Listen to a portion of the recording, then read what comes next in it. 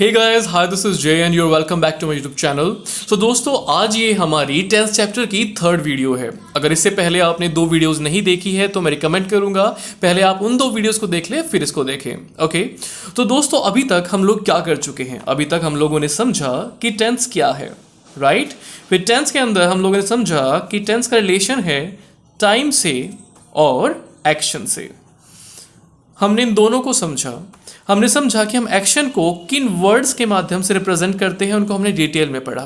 आज हम बात करेंगे टाइम को। अगर आपको किसी सेंटेंस में मेंशन करना है तो वो कौन से शब्द हैं जिनके माध्यम से आप टाइम बताएंगे, राइट? आप यूजुअली सेंटेंसेस में लिखते हैं I am going to college today, we went there yesterday, right? तो ये सब जो वर्ड्स हैं बच्चे, ये सब क्या हैं दोस्तों? इनको हम लोग इंग्लिश में एक कैटेगरी में रखते हैं।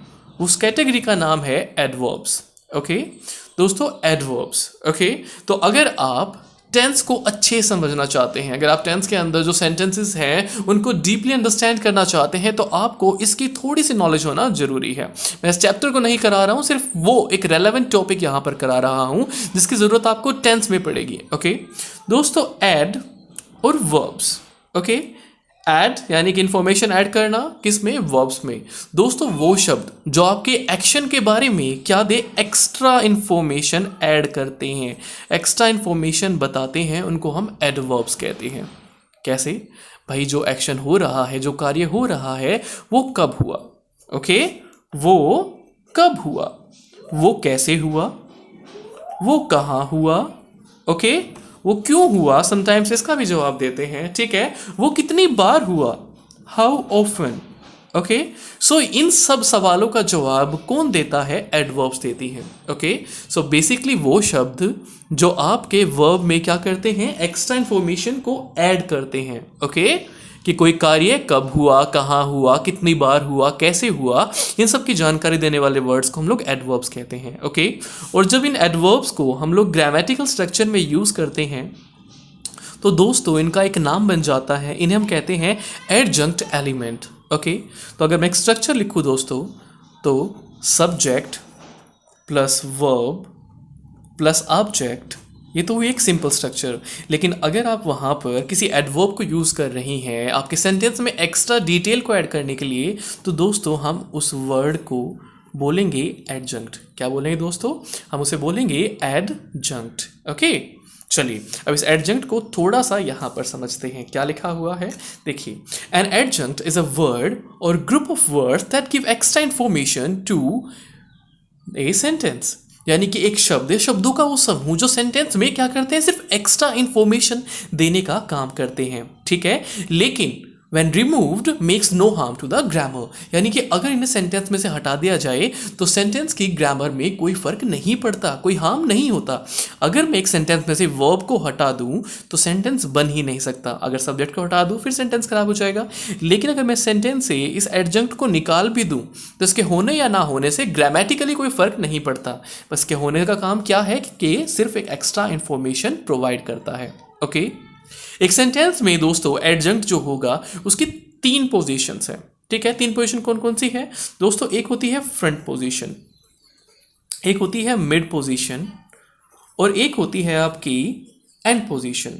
ओके दोस्तों, देखिए अगर आपका एडवर्ब जो है यहाँ पर आए तो ये तो है फ्रंट पोजीशन है सेंटेंस की शुरुआत में। अगर आपका हेल्पिंग वर्ब और मेन वर्ब के बीच में आए, जो मैंने आपको नोट की पोजीशन बताई थी, याद है आपको, राइट? कि नोट हमेशा हेल्पिंग और मेन वर्ब के बीच में आता है, यह है आपके मिड पोजीशन। और अगर वो बिल्कुल लास्ट में आए तो वह कहलाता है आपका क्या चीज़? And position. ओके, जैसे कि आप यहाँ पे एग्जाम्पल में देखिए, I have been very tired. Okay, और यहाँ पे मैंने बाद में क्या लिखा? लेटली, हाल फिलहाल में। तो ये जो है कहीं ना कहीं समय को बता रहा है और कहाँ आया है? एंड में, तो ये एंड पोजीशन है। फिर मैं कहता हूँ yesterday I did not eat my lunch, कल मैंने अपना खाना नहीं खाया। यहाँ पे मैंने टाइम बताने वाले शब्द को कहाँ रखा है? स्टार्टिंग में, यस्टरडे। तो ये क्या है आपका? ये आपका फ्रंट पोजीशन है। और अगर मैं कहूँ कि we usually eat around 7 o'clock, अगर मैं कहूँ we usually eat around 7 o'clock, तो यहाँ पर आप देखेंगे कि ये आपका सब्जेक्ट है, ये आपका मेन वर्ब है, लेकिन यहाँ पर मेन वर्ब से पहले मैंने क्या यूज़ किया है, यूजुअली, अक्सर। ओके, तो ये फिर से एक तरीके की एक फ्रीक्वेंसी कहीं ना कहीं दिखा रहा है। ओके, तो ये क्या है आपका, ये एडवर्ब है, लेकिन ये कहाँ आया है आपकी मेन वर्ब और हेल्पिंग वर्ब की पोजीशन के बीच में, तो हम इसे क्या कहेंगे, हम इसे कहेंगे क्या चीज़ बताइए जरा, मिड पोजीशन। ओके, तो ये था आपका एडवर्ब का इंट्रोडक्शन। ओके, अब समझते हैं कि आपको कौन कौन सी एडवर्ब्स को आपके टेंस में यूज़ करना है। दोस्तों, क्योंकि मैंने बात की है यहाँ पर टाइम को रिप्रेजेंट करने वाले शब्दों की, तो इसीलिए हम लोग यहाँ पर आज स्टडी करने वाले हैं टाइम एडवर्ब्स को। ओके, किसको पढ़ेंगे, टाइम एडवर्ब्स को, या फिर आप कह लीजिए एडवर्ब्स ऑफ टाइम को। अब आपकी एडवर्ब ऑफ टाइम जो है, राइट, वो आपकी 4 प्रकार की है। सबसे पहले वो आती हैं जो बिल्कुल एक निश्चित, एक पर्टिकुलर पॉइंट ऑफ टाइम का बारे में इंफॉर्मेशन देती है, जैसे कल, अब, तब, ठीक है, परसों, आज रात, कल रात, ठीक है, जो एक पर्टिकुलर पॉइंट का हमें आइडिया देंगी। ठीक है, एक पहली वो होती हैं। दूसरी वो होती हैं जो किसी पर्टिकुलर टाइम से रिलेशन बताती है, यानी कि इस समय से पहले, इस समय के बाद, अभी तक।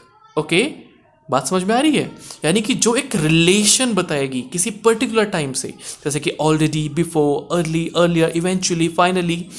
ये सारे वर्ड्स डिस्कस करने वाले हैं आज हम इस वीडियो में, तो इस वीडियो के एंड तक बने रहिए अगर आप इन सभी वर्ड्स को सीखना चाहते हैं, क्योंकि आपके जो एरर वाले क्वेश्चंस आते हैं कई बार उनमें ये बहुत बड़ी भूमिका निभाते हैं।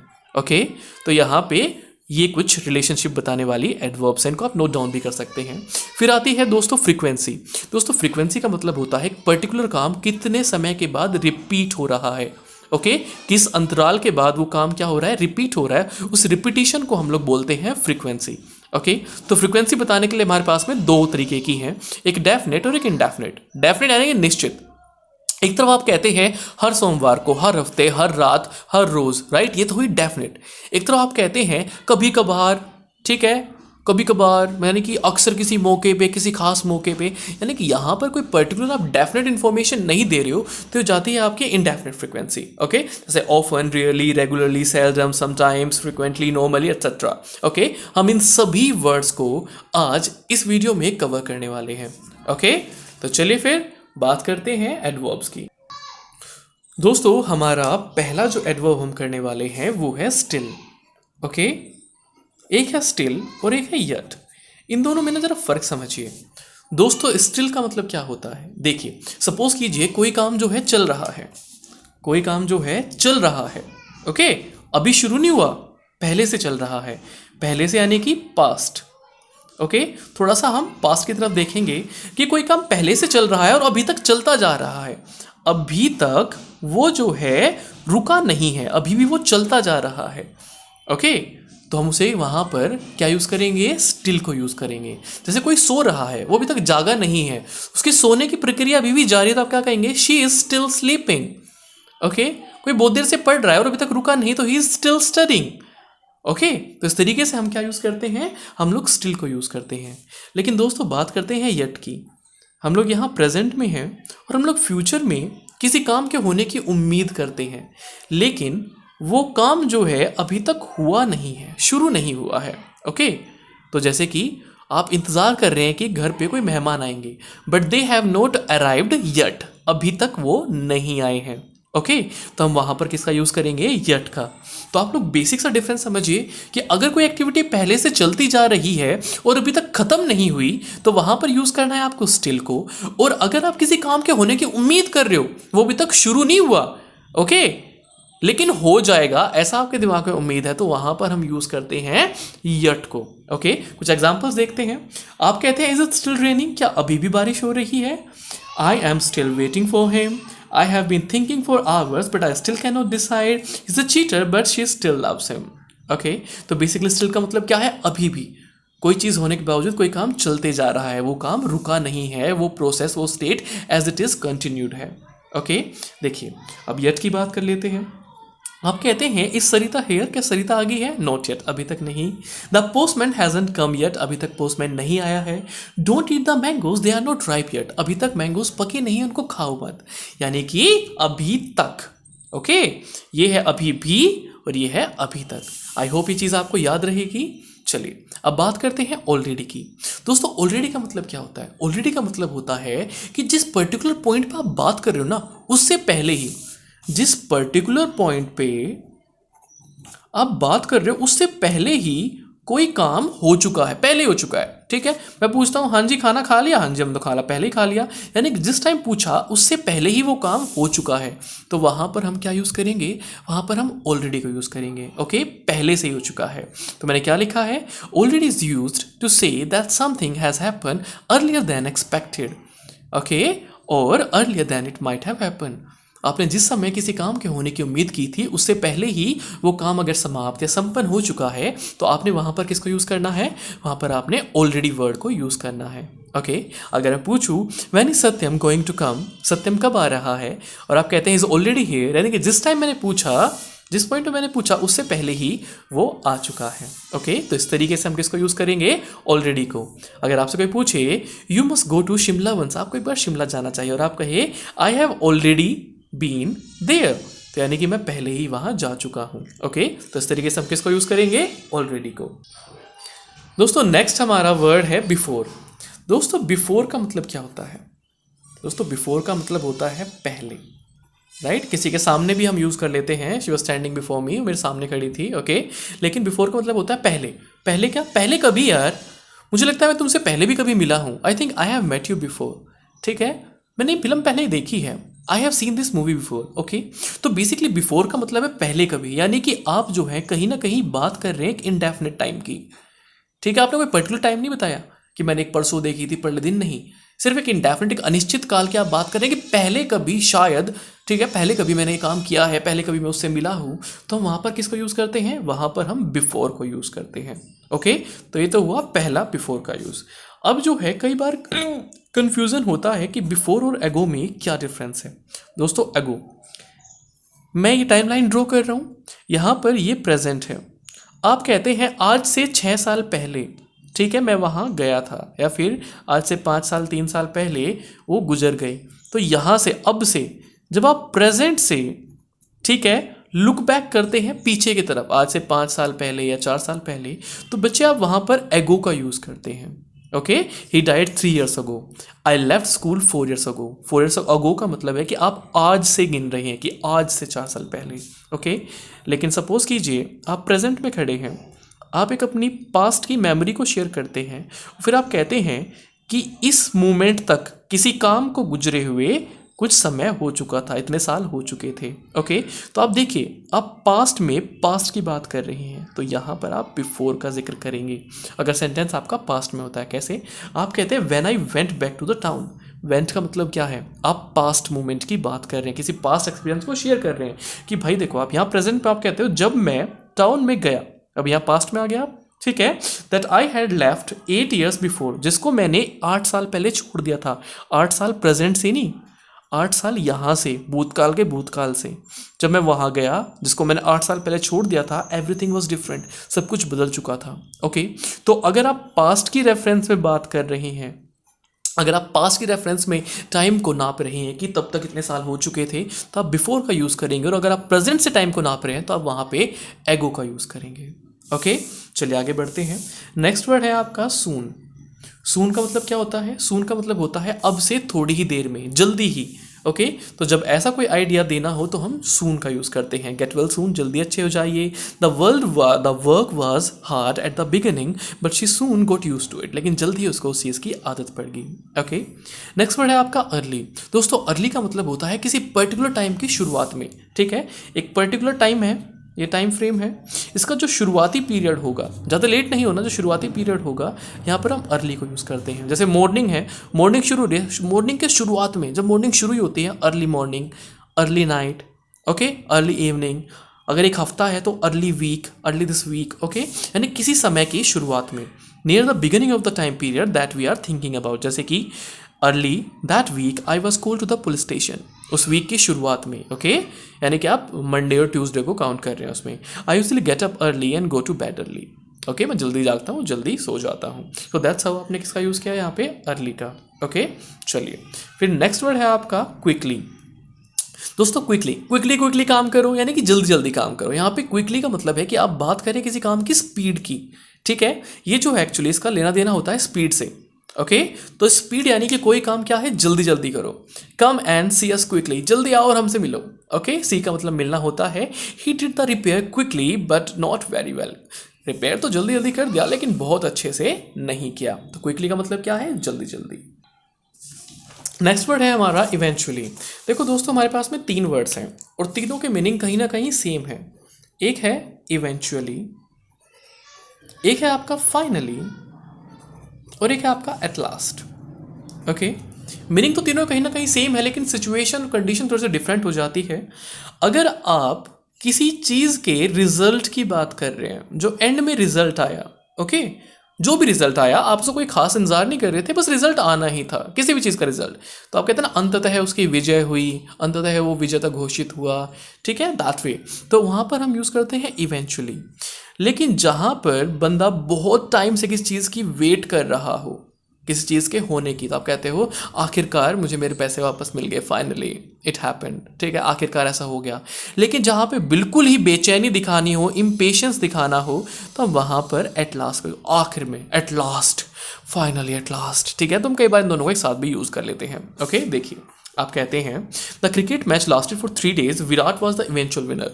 अब यहाँ पर देखिए, आप किसी बेचैनी की ऐसी कोई खास बात नहीं कर रहे हैं, यहाँ पर सिंपली आप बता रहे हैं अंततः क्या हुआ। The car did not want to start but eventually I got it going. ठीक है, आखिरकार चल पड़ी।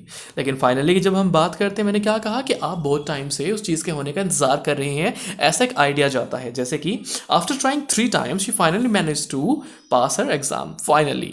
ठीक है, आखिरकार हो गया। लेकिन मैंने क्या कहा, जब बेचैनी दिखानी हो तब यूज करेंगे एट लास्ट। एट लास्ट कैसे, Sanjay has paid me the money at last, आखिरकार उसने पैसे दे दिए, यानी कि आपको उस चीज़ का बहुत समय से क्या था, इंतजार था। ओके, तो इस तरीके से आपने क्या यूज़ करना है, इस तरीके से आपने यूज़ करना है किस वर्ड को, एट लास्ट को। ओके, चलिए अब आगे बढ़ते हैं।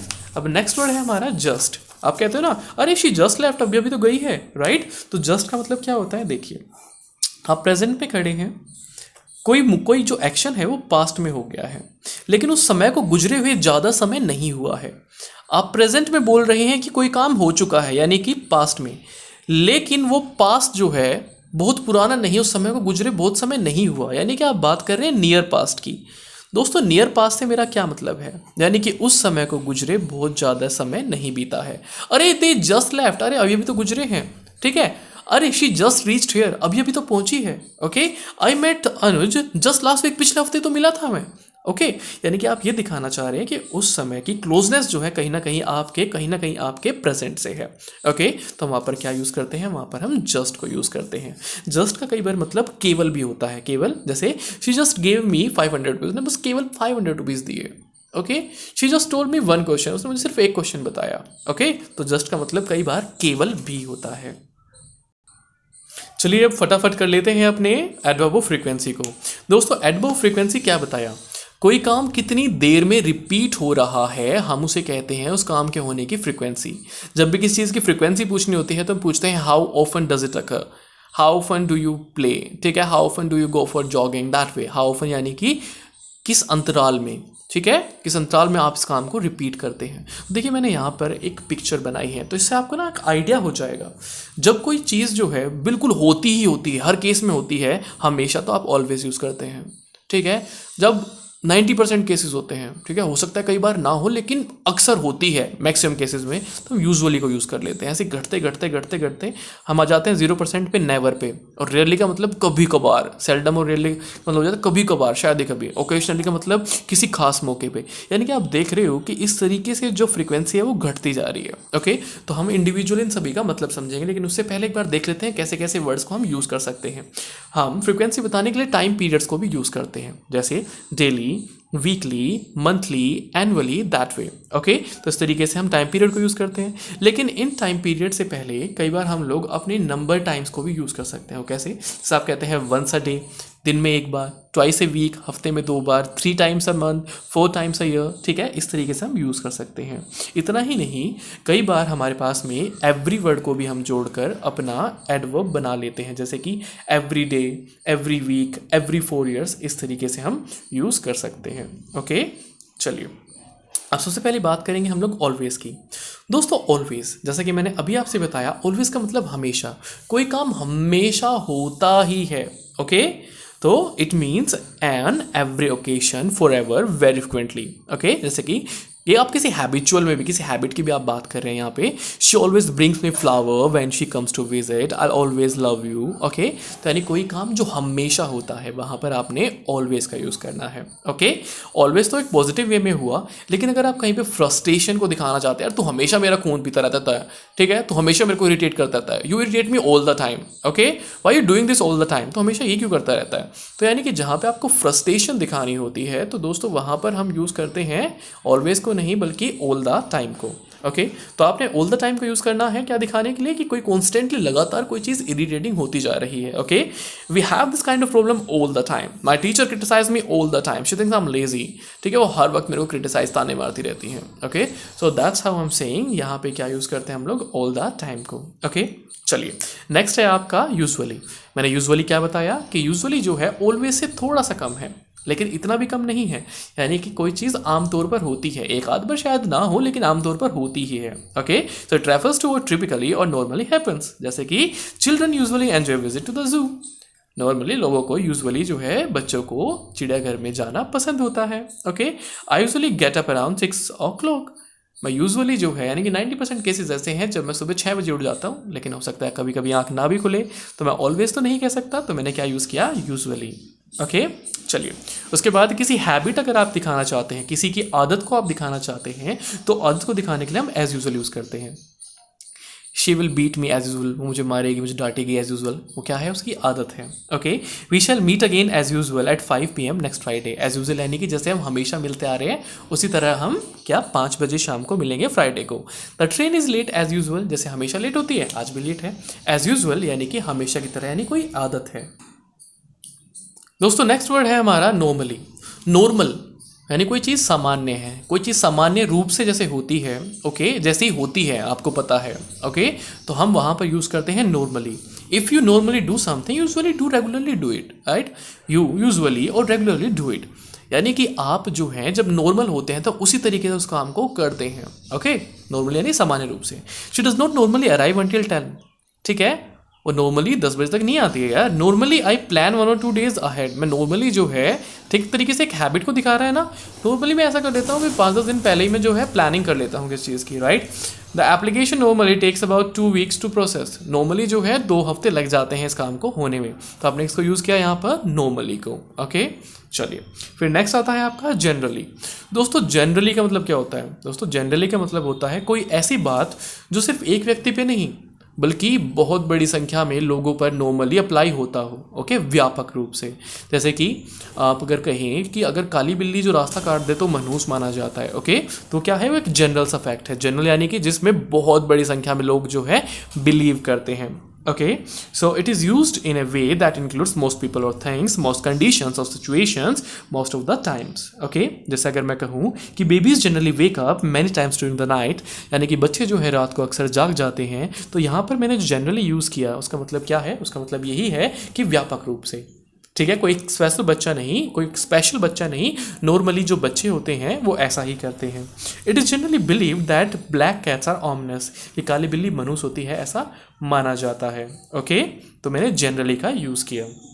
द सेम वे हम लोग जनरल स्पीकिंग का हम कई बार यूज़ करते हैं। यार जनरली स्पीकिंग ना ऐसा नहीं होता है। ओके, जनरल स्पीकिंग का मतलब क्या होता है कि आमतौर पर बोलना, मैं नहीं कह रहा पर दुनिया ऐसा मानती है, ठीक है, तो यानी कि इसलिए हम लोग जनरली स्पीकिंग वर्ड को यूज़ कर लेते हैं। Generally speaking must ministers rely on others for most of their ideas. Okay, generally speaking आमतौर की बात है यार, जो अक्सर जो मिनिस्टर्स होते हैं ना वो दूसरों पर डिपेंड करते हैं अपने आइडियाज़ के लिए। ओके, तो जनरली स्पीकिंग यानी कि वो बात जो बहुत ज़्यादा है, प्रचलन में है। ओके, चलिए बात करते हैं ऑफ्टन की। दोस्तों इसको ऑफन भी कहते हैं और ऑफ्टन भी कहते हैं। बात सिर्फ ये है कि अमेरिकन और ब्रिटिश एक्सेंट में ये ऑफन है और अमेरिकन में ऑफ्टन है। ओके, इसका मतलब होता है अक्सर।